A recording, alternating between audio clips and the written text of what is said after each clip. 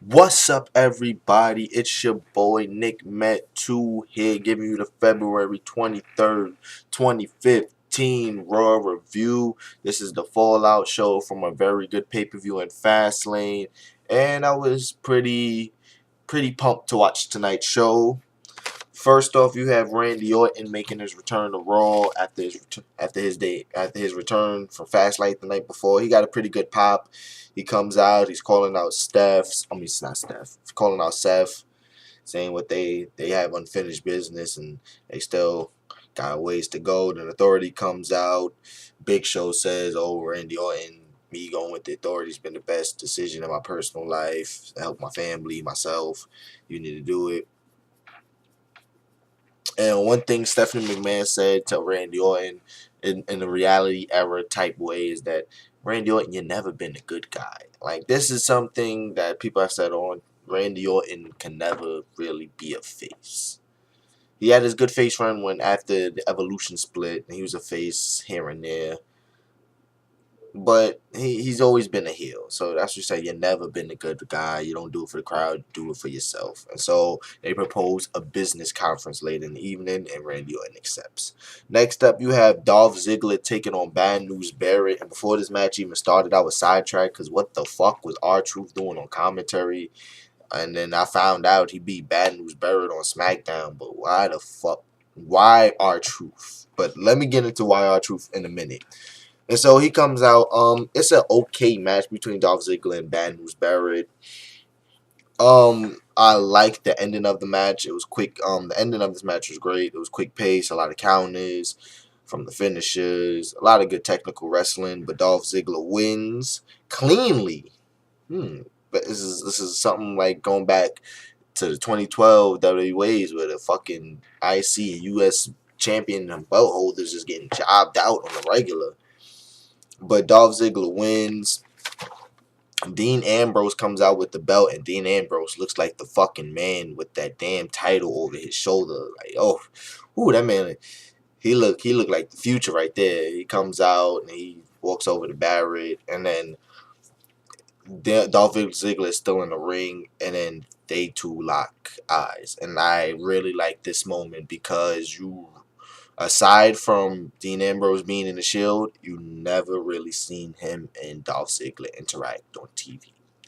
It's just more of that crossing, like bringing everybody together way. I said that in my previous video way. You start start to intertwine characters with other character stories. It's a fucking soap opera. So I like when they do that. When somebody you really haven't seen interact, they interact. So I love that stare down. So maybe we have a triple threat for the IC title at Mania. We'll see. Next up, they replayed a face-off between Sting and Triple H. Then there was the business conference. Randy Orton accepts Stephanie's offers to rejoin the Authority, and she said to celebrate this momentous occasion, will be Seth Rollins versus Randy Orton versus Roman Reigns and Daniel Bryan as the main event tonight. Next up, you have they came back from commercial break, and it was the Prime Time plays in the ring. And we all knew they was facing extension because it sure happened last week. It was a short match, but lo and behold, the fucking primetime players won.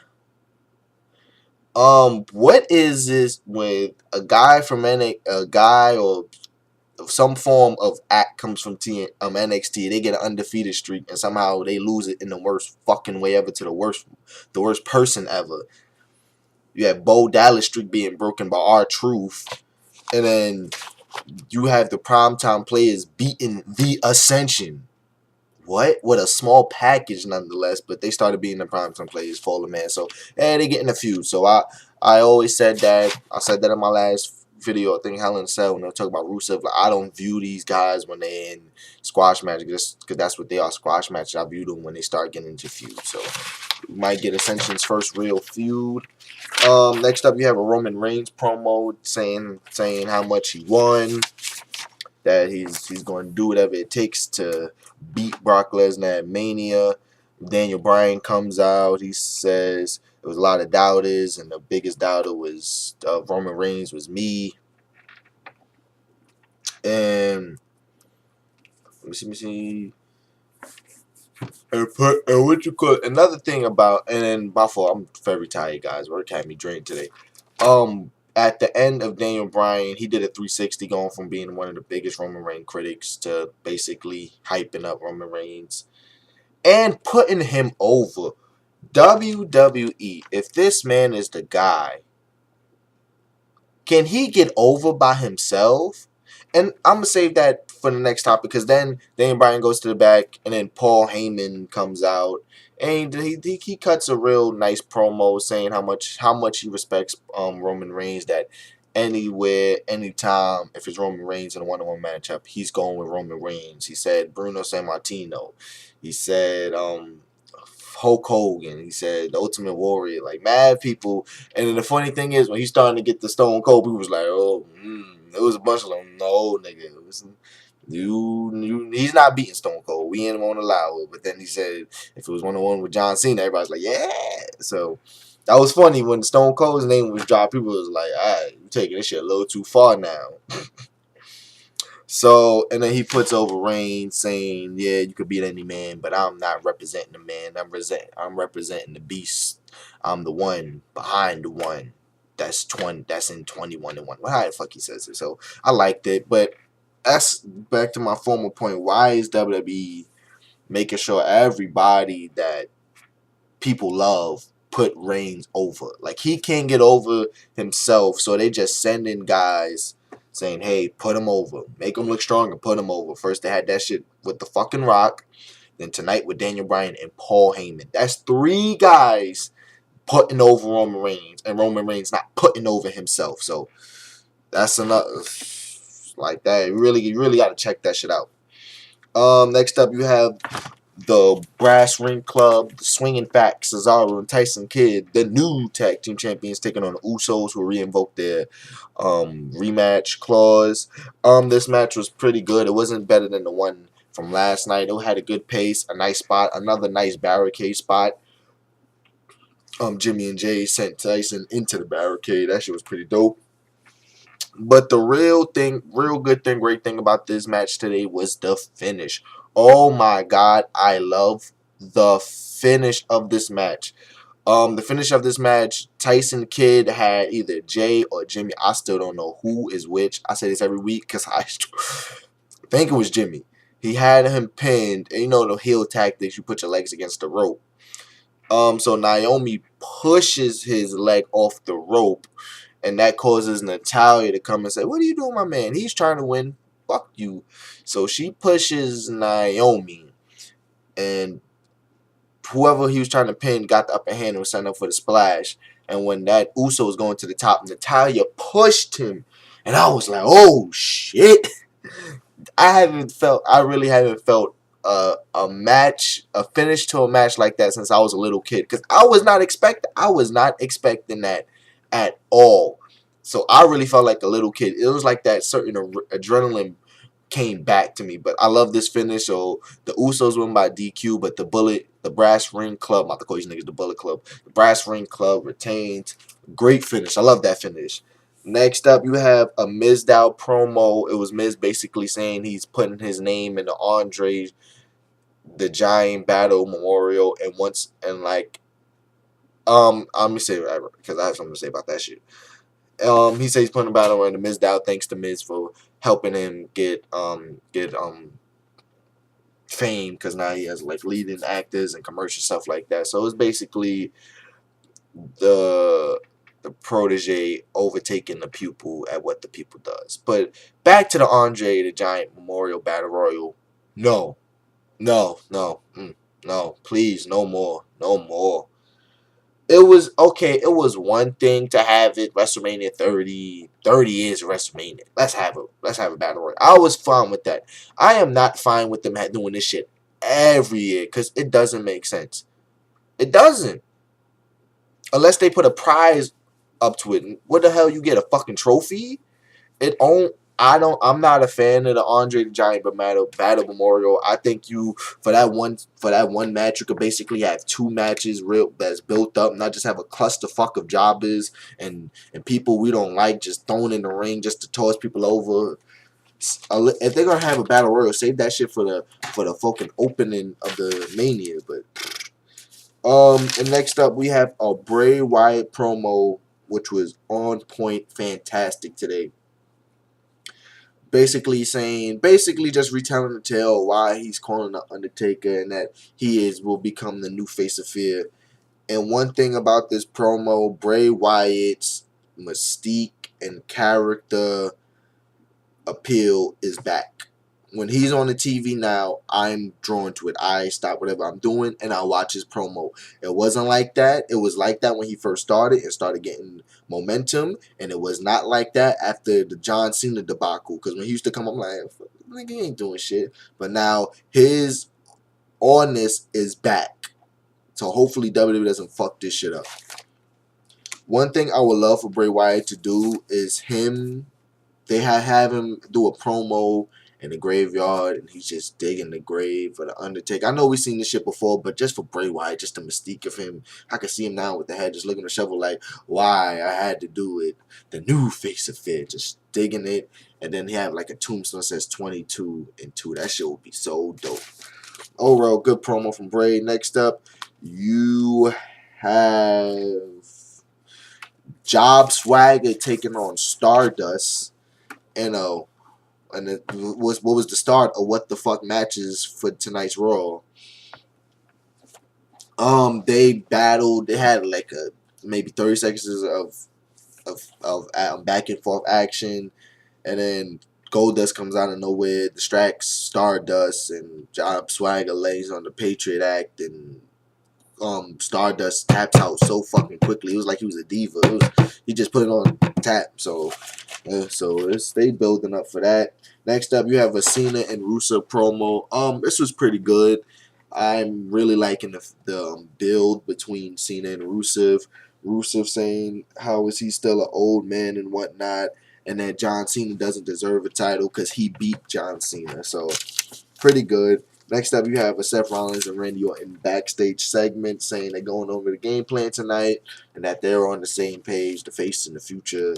Look out. And then for the what the fuck moment of the night, after the backstage promo, they showed Paige making it way down the ring, and they announced that a Divas tag team matches. I'm like, so okay. And before that, they was hyping up all night that there will be a package for Sting. Basically, just to get younger viewers, people that have started watching during the PG era, like all the young kids, to get them acclimated to the man they call Sting. So, take what I said before. Paige is coming into the ring. They go to commercial break. They come back and they play the video package of Sting.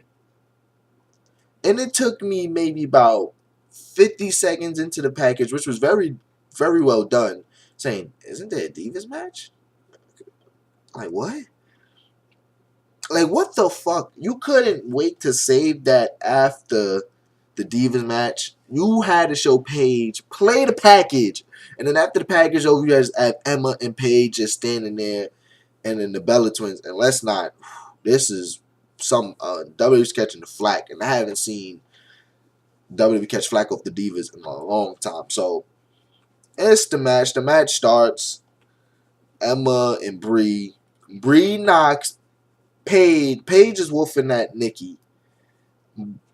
Brie knocks Paige off of the top rope and hits Emma with a Bronco Buster. 1, 2, 3. And I'm like, what? Like, the Divas division, they was finally starting to get time, some storylines. You see that with Naomi and Natalya today. They starting to get more into the show. Even last night at Fastlane, they had some time to work with. What was like 6 minutes or something? That's much better than 2 minutes and 1 minute they used to get. Tonight's match lasted 35 seconds, and people are going crazy. I think that's a slap in the face Just stay down in NXT, girl. Stay down in NXT. And WWE's catching a lot of flack for that shit because that was some bullshit today. You had Sting pack. The fucking package was fucking 6 times longer than the match. Ugh, man. What a night. What a night. And then the Bushwhackers is going in the Hall of Fame. Ryan Axel. Axel comes out in his Axelmania t-shirt, which was nicely done. He says, I've never been eliminated. He said, I'm going to WrestleMania and I'm doing my name in the fucking Andre the Giant Memorial Battle Royal. This is why I don't like it for fucking jobbers like him. He doesn't deserve a Mania spot. So Ryback comes out. He says a couple of lines that look like they're on the Roman Reigns. When Vince was writing his promos, they didn't use it. They just gave it to him. Turn your lip south and shut your mouth or some other shit. He beats Axel in like 2 minutes with the shell shock. And next up, main event, Roman Reigns, Daniel Bryan versus Randy Orton and Seth Rollins. And this part of the night, I say this all the time, I'm just looking to the end. If the fucking main event doesn't grab me right away, or doesn't grab me gradually through, I'm looking toward to 11:05 so I can see what they have. That's the cliffhanger, and I can wrap the show up and get back on my life because 3 hours is fucking atrocious. But I would say today's match was decent. It was pretty good. The finish of the match, Randy Orton was going for his infamous DDT on the ropes. Seth Rollins made a quick tag. He says, he was like, I got this, go outside. Randy Orton go outside. He's playing with the voices in his head and whatnot. Reigns hit him with the spear. And Daniel Bryan does the same thing, but like in a trollish manner. They both of them start laughing, and he hits Seth Rollins with the knee 1, 2, 3. So Roman Reigns and Daniel Bryan win. Then you got Randy Orton going crazy. They have the camera angle set up like Seth Rollins is like he was about to get punched. But Randy Orton goes to him, picks him up, and shakes his hand. So I think they're going for a slow turn with Randy Orton and Authority, which I think is pretty dope because I didn't think they were just going to have him start arcane on people like this because it's still got 4 more weeks to go. But overall, tonight's show, Raw, it started off great, but then the second and third hour just turned out to be utter shit. So I'm giving this Raw a 5.5. This is your boy Nick Met 2. Like, comment, subscribe. I might do NXT, so I'll see y'all guys later this week, I promise.